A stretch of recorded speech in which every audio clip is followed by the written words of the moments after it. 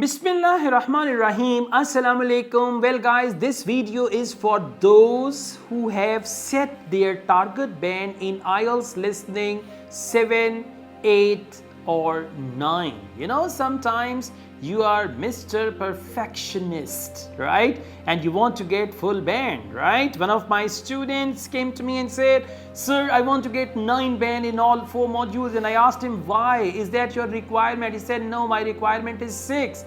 But I want to prove it to myself that I'll get 9." And in actual exam, he got 10 band. Just kidding, okay? He got 7.5.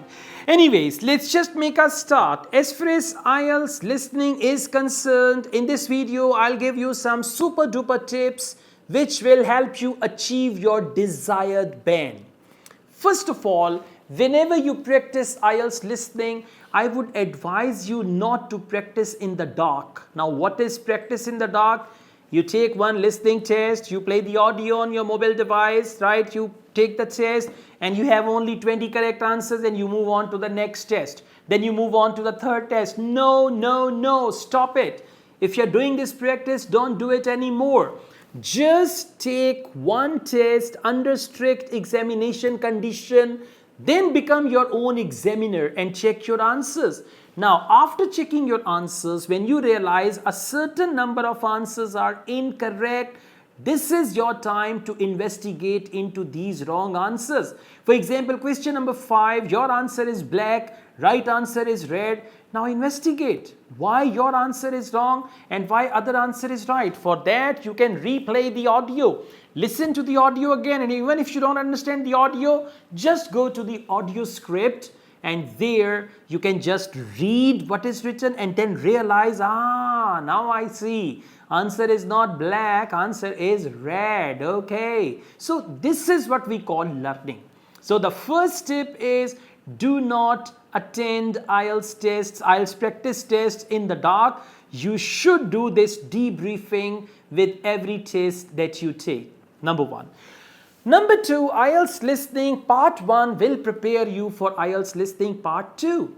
And sometimes when students start their IELTS preparation, they start with all 4 sections. Like for example, their level of English is very basic. And when they reach section 3 and section 4, in section 3, there is the academic context. In section 4, audio is a little faster or fluent.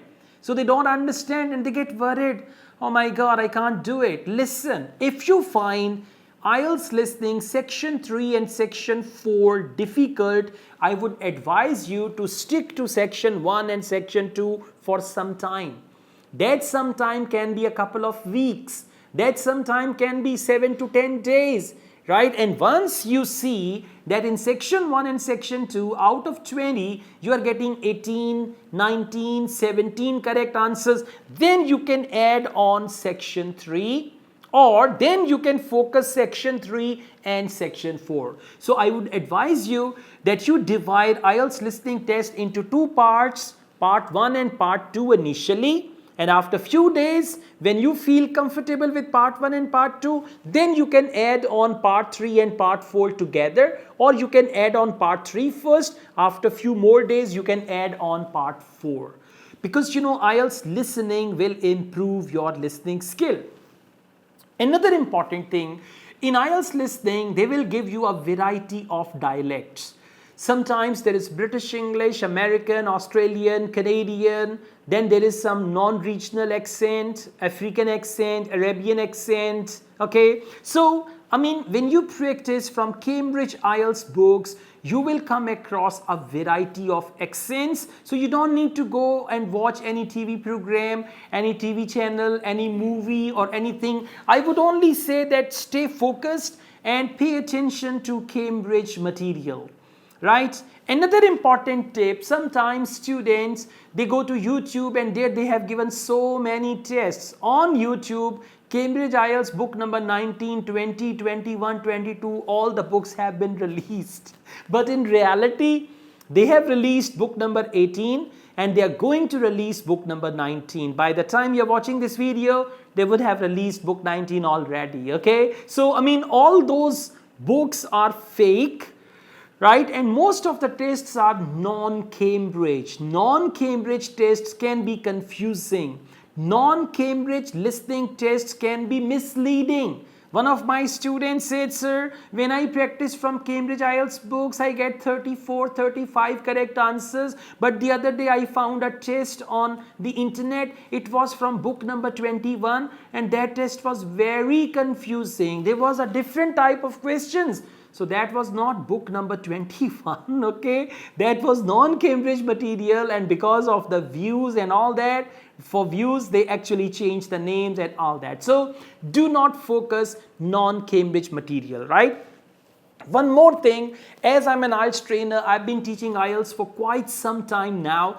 I have solved Cambridge IELTS books, if I talk about listening from book number 5 to 18, I have solved all the books myself. All the listening tests I have solved, right? Now, whenever there is a new book and I solve any listening test, I laugh because they tend to repeat the same concepts, same ideas, same strategies when they make the test, okay, when they set the test. So I do not find it difficult. So if you're going to spend proper time with IELTS listening, you are going to just improve. Yes, one added advantage is that if you're going to focus their accent, if you're going to focus their pronunciation, like I know my English is not native English. I do not sound a native speaker of English, but the accent or the pronunciation that I have, I got it from IELTS. When I solve IELTS listening tests, the way they speak,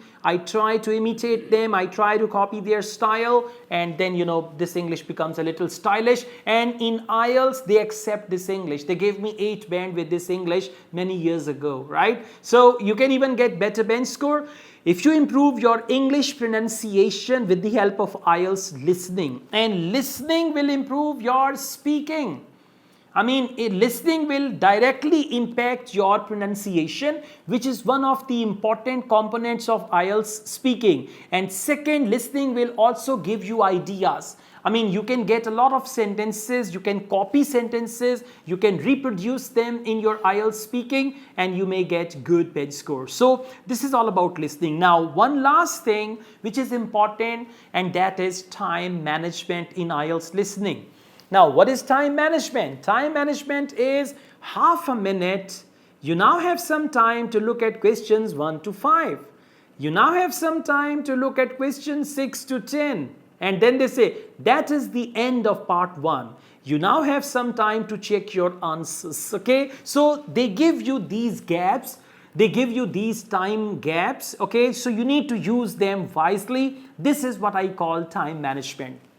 First of all, when they give you half a minute to read the question, the first thing is read the question with the pen if it is paper delivered IELTS, and if it is computer delivered IELTS, read the questions with the cursor. Because when your eyes follow the cursor, or when your eyes follow the pen, wherever pen is headed, most definitely your reading speed is going to be fine. Number 1. Number 2, if it is sentence completion, you need to see what is written before the blank. The synonym of that will give you the answer, okay? So reading the question is a skill. If you solve 5 to 10 tests with me on YouTube, most definitely it will help you, right? We have IELTS single module preparation plan, and for that we have listening preparation plan as well, which is available at a little cost. So if you get that, you will get the handouts also. You can prepare very well. In IELTS listening, it is very important to read and understand the question. If you read and understand the question, most definitely answer will not be missed. Otherwise, answer will come and go and you will not even notice anything, right? So these are my few recommendations in the form of tips and techniques. If you follow these recommendations, most definitely you will be able to get more than your desired band in IELTS listening. If you get better band in listening, it will influence your overall, or it will impact your overall band in IELTS. And if you get overall 7 or 8 band, most definitely it will help you get admission or secure admission in any good college, university, or wherever you want to go to. All the best, guys. Thank you so much. I also teach IELTS online all over the world, and in campus in Lahore, Pakistan, we offer IELTS test booking service. We offer IELTS single module preparation. We offer PTE classes. If you want to get any of these services, my WhatsApp number is given. You can contact me for that. Asad Yaqub wholeheartedly wishes you best of luck with your IELTS preparation. Take care. Allah Hafiz.